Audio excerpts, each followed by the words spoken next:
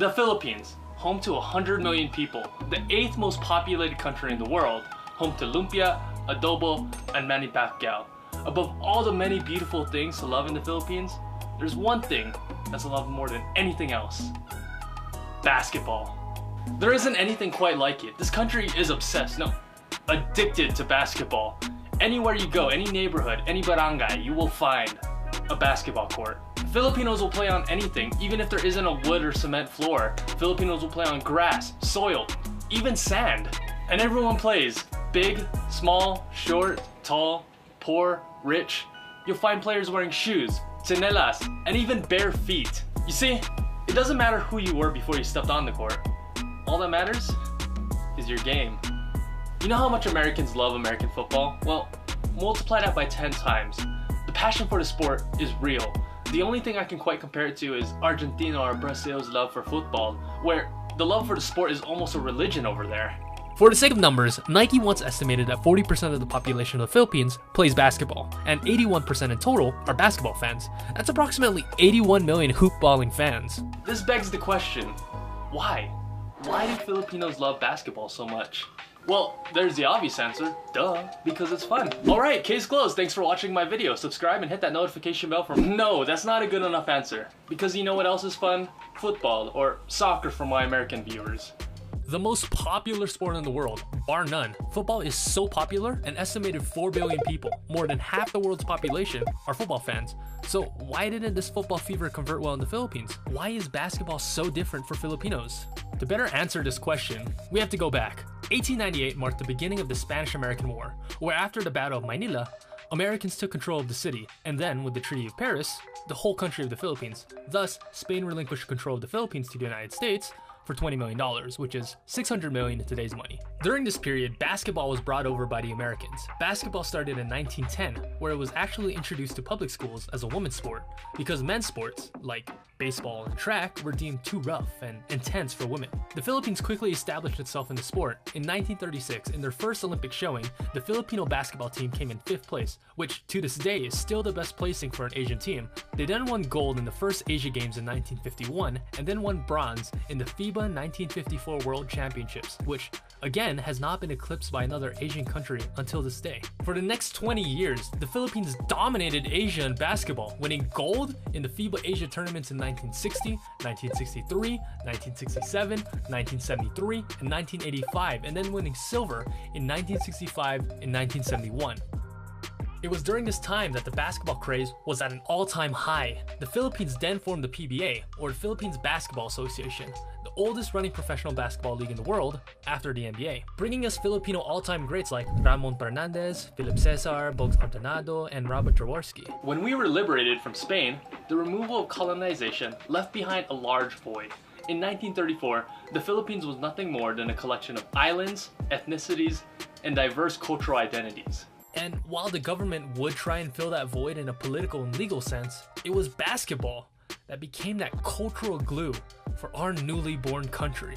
In a country where there are literally hundreds of different languages and everyone sort of has their own local and regional connections, basketball became one thing that people could look to and say, we are Filipino, and this is something that we are really good at right now. And basketball, in turn, is linked with our unity as Filipinos. The Filipino cultural identity was basically born from basketball. That's why for a lot of us, basketball is more than just a game. If you're familiar with the economy of the Philippines, it's not an understatement to say it's not the greatest. Most of the time you die in the same economic status that you were born in. The state of the economy makes it hard to advance socially and financially. This is where basketball comes in. Ryan Ref from kcet.org states, professional basketball offers a means to ascend the Filipino social ladder in ways that it doesn't elsewhere. Former PBA players go on to elected office, television and film stardom, or business success. For boys, basketball serves as a rite of passage, strategy for achieving masculinity, and a way to bypass economic barriers. Everybody plays and watches the sport, from the poorest Manila trader to its wealthiest businessman. Now, the last and most obvious answer is the accessibility. With sports like baseball, hockey, or golf, you need equipment and facilities. Baseball has batting and catching equipment, not to mention the huge field. Hockey requires an ice rink, ludicrous on a Pacific island, And golf needs acres upon acres of land, as well as golf clubs and other equipment costing easily hundreds, if not thousands of dollars. Basketball, all you need is a court and a ball, which is ideal for the Philippines' economic climate.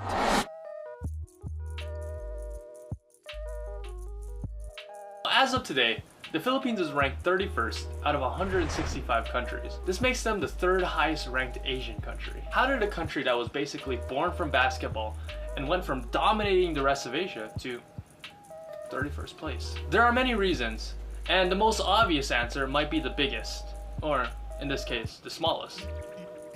Our height. Basketball, obviously, is a tall man's game, and Filipinos aren't known for being vertically gifted, with the average Filipino standing at 5'4" or 163 centimeters. The average PBA player of today naturally stands a bit taller at 6'3" or 190 centimeters, which was not as big as a problem back in the 50s, when the average NBA player stood at 6'2" or 187 centimeters. And while the rest of the professional world grew, the Philippines remained short.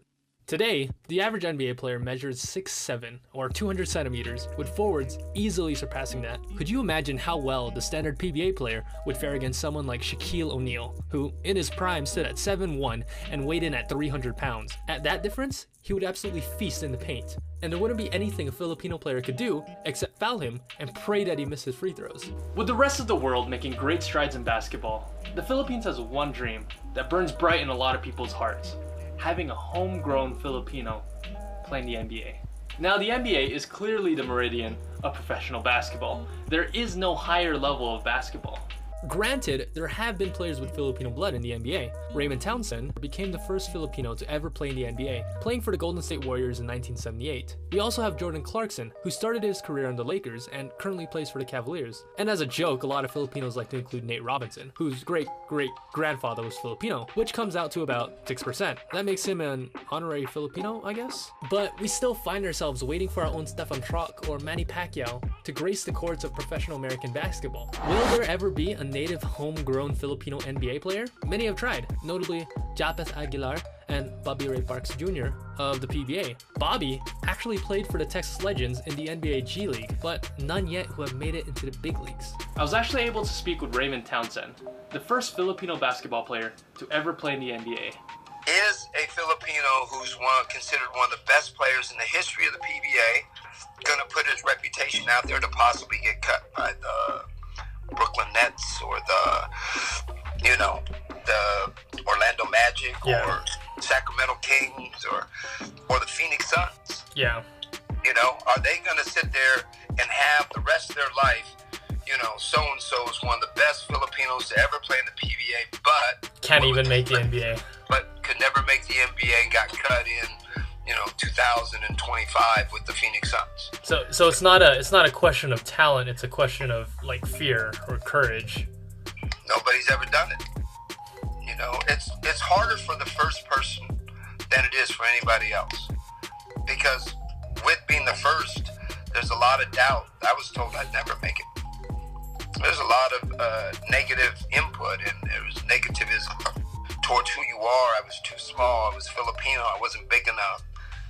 But they don't know the heart of a Filipino. So, who's next? For the time being, the hopes and dreams of the country rest on these few players. First, there's Kobe Paras. Yes, named after the Kobe. His father was a PBA player and claimed the title of the youngest MVP of all time, having been born in the ball life. He basically eats, breathes, and lives basketball. He had a stint with Creighton and CSUN, and even once dunked on LeBron.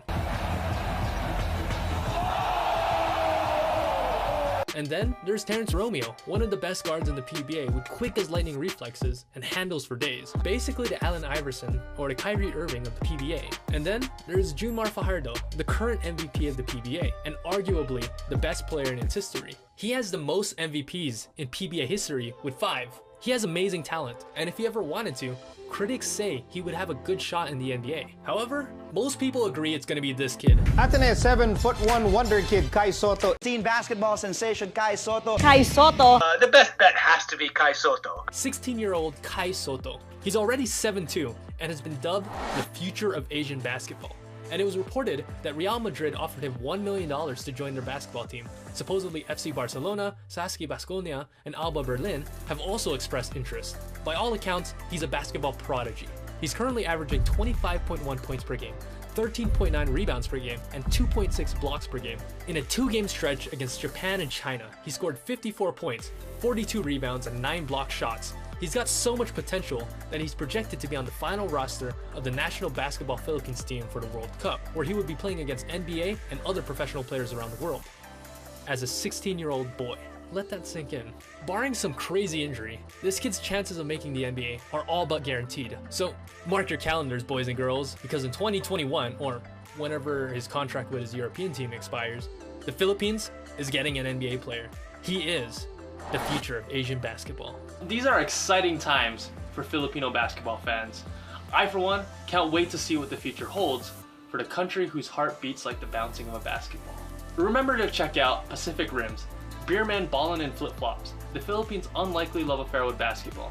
On Amazon, Rafe goes on a lot more in depth into the analysis of Filipino basketball and the love Filipinos have for basketball. If you liked what you saw or learned, give my video a thumbs up and hit the subscribe button.